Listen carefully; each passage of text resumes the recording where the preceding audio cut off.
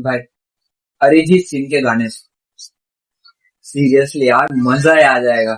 उनके गाने सिर्फ गाने नहीं होते यार, इमोशंस होते हैं, फीलिंग्स होती है, सोलफुल, मजा ही आ जाएगा। અરિજીત ના તો બધા જ સાંભળે છે, બધા જ અરિજીત સિંહ છે, પણ તે કોઈ ગુજરાતી આદિત્ય ગઢવીને સાંભળ્યા છે? એક સેકન્ડ સાંભળ આજ, જસ્ટ લિસન.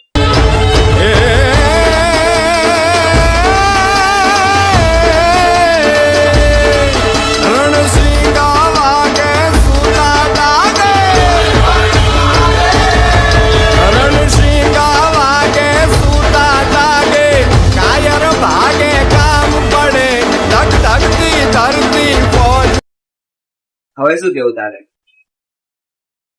આ છે ગુજરાતી. બોલિવૂડમાં અરિજીત સિંહ છે તો ગુજરાતીમાં આપણે આદિત્ય ગઢવી.